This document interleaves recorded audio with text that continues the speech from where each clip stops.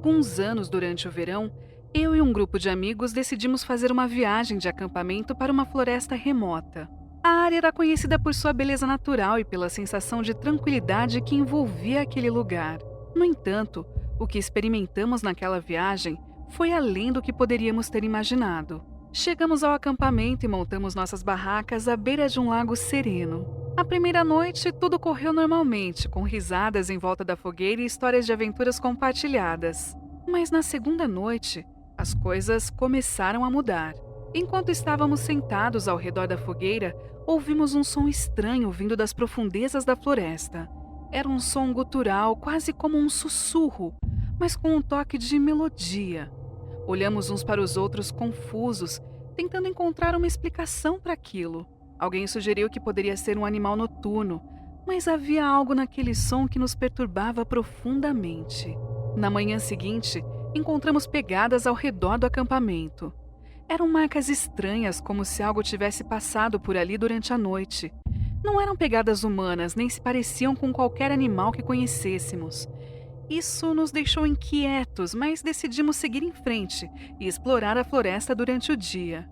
Enquanto caminhávamos por trilhas estreitas, começamos a sentir que estávamos sendo observados. Olhávamos para os lados, mas não víamos nada além das árvores e folhagens. No entanto, a sensação persistia, como se algo estivesse nos acompanhando silenciosamente. Isso nos fez retornar ao acampamento mais cedo do que o planejado. Na terceira noite, o som gutural retornou.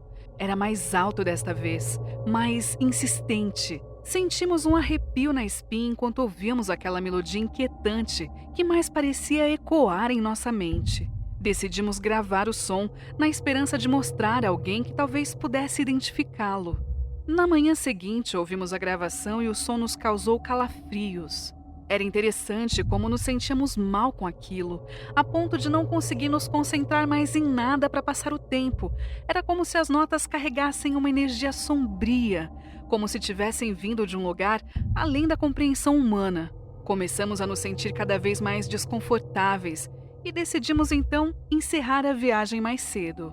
Desmontamos o acampamento apressadamente e nos dirigimos de volta à cidade. Enquanto nos afastávamos da floresta, aquele sentimento de opressão foi diminuindo, mas a lembrança daquela experiência permaneceu conosco. Contamos a história para algumas pessoas da cidade, mas a maioria não conseguia dar uma explicação lógica para o que tínhamos vivenciado. Alguns mencionaram lendas antigas sobre espíritos da floresta e entidades sobrenaturais que habitam aquele lugar.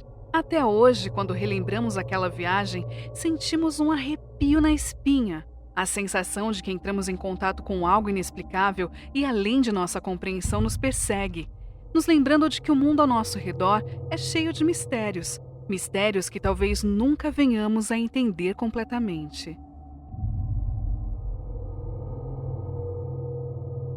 No mundo dos espíritos, os Exus são entidades com personalidades fortes e características únicas. Certa vez, durante uma sessão mediúnica, fui convidada a entrar em contato com essas poderosas entidades. Na penumbra do terreiro, rodeada por velas e perfumes, eu me sentia intrigada e ansiosa pela experiência. A líder espiritual começou a incorporar uma entidade conhecida como Tranca-Rua das Almas. Sua presença era avassaladora e imponente, seu olhar penetrante e sua voz carregada de sabedoria ancestral. Tranca-Rua das Almas se comunicava com os presentes de forma enigmática, respondendo perguntas e transmitindo mensagens com uma eloquência surpreendente. Me senti honrada por testemunhar tal manifestação espiritual. Em seguida, outro Exu se fez presente. Exu Caveira. Sua energia era mais sombria, mas ao mesmo tempo parecia possuir uma determinação inabalável em guiar e proteger aqueles que buscavam auxílio espiritual. Ele trazia consigo uma mensagem de reflexão sobre a importância da humildade e da gratidão em nossa jornada terrena. Ao longo da noite, outros Exus também se manifestaram, como Exu do Lodo, Capa Preta, Exu da Meia-Noite e até seu Zé Pilintra esteve ali, cada um com suas peculiaridades e propósitos. Pude sentir suas energias distintas, algumas intensas e impetuosas, outras mais serenas e sábias. Foi uma experiência transformadora que me permitiu compreender melhor a complexidade dessas entidades e a importância de respeitá-las em suas atuações. Desde então, eu me lembro dessa experiência com reverência, com gratidão e com muito carinho, sabendo que o mundo espiritual é vasto e repleto de mistérios. E estou sempre disposta a aprender e evoluir com o auxílio desses seres de luz. Esse acontecimento se passou comigo quando estive em um hospital em São Paulo, acompanhando minha mãe, que tinha ido visitar uma amiga que havia acabado de passar por uma cirurgia. Eu nunca me senti bem em ambientes hospitalares. Sempre me sinto pesada, enjoada, angustiada. E se me demorar muito nesse tipo de lugar, começo a sentir dores nas costas. Até aquele dia eu não havia me dado conta do porquê eu me sentia dessa maneira. Naquele dia em específico, quando comecei a me sentir mal, avisei minha mãe que eu a esperaria lá fora, em um parque que ficava praticamente em frente ao hospital.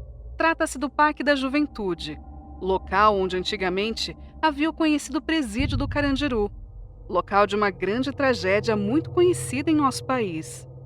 Comecei a andar pelo parque, a princípio aliviada por estar fora daquele ambiente estressante. Mas uma sensação estranha passou a tomar conta de mim.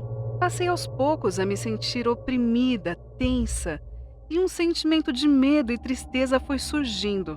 Eu olhava ao redor e aquele ambiente alegre e ensolarado do parque contrastava totalmente com o que eu estava sentindo.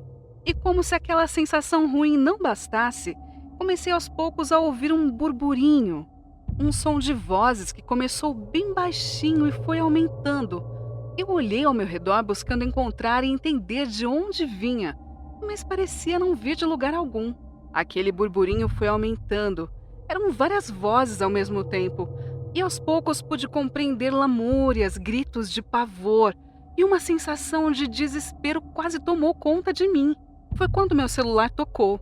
Era minha mãe, possivelmente me procurando. Atendi o celular e pude ouvir minha mãe dizer meu nome e começar a falar algo, mas de repente, aquele murmúrio começou novamente, agora na ligação, no meu celular. Eu já não conseguia entender o que ela dizia. A sua voz se tornou baixa e distante, dando lugar àqueles lamentos sombrios. Olha, que sensação horrível. Eu fiquei tentando retomar o contato com a minha mãe. Falei, alô, alô mãe, umas 2 vezes. Até que de repente ouvi uma voz gritando em desespero e de forma muito clara. Me ajuda! Me ajuda! O susto foi tamanho que soltei o celular na hora. Meu celular foi para longe e eu fiquei ali, paralisada, assustada, com uma dor aguda no ouvido, tentando entender o que aconteceu. Levei ainda um tempinho para me recuperar do susto. Apanhei meu celular, sentei em um banco da praça e fiquei respirando fundo. Olhei para frente e percebi minha mãe em frente ao hospital acenando em minha direção. Levantei e fui ao seu encontro, ainda me sentindo bastante enjoada. Mas notei que à medida que me afastava daquele lugar, todo aquele sentimento opressor e sensações ruins foram diminuindo. Eu nada falei a respeito do que se passou para minha mãe na época. Isso aconteceu há alguns anos. Lembro que comentei com uma amiga e ela me alertou sobre minha sensibilidade a lugares com energia muito densa, que seria importante eu estudar a respeito e buscar conhecer mais a respeito de mediunidade. Hoje, já com mais conhecimento e já passado algum tempo, me questiono se ainda haveria por ali alguém precisando de ajuda. E olha, eu torço para que assim como aquele ambiente foi modificado e revitalizado na nossa realidade, também tenha mudado para melhor em outras realidades, ou pelo menos na realidade daquelas pessoas que tanto sofriam e pediam por ajuda.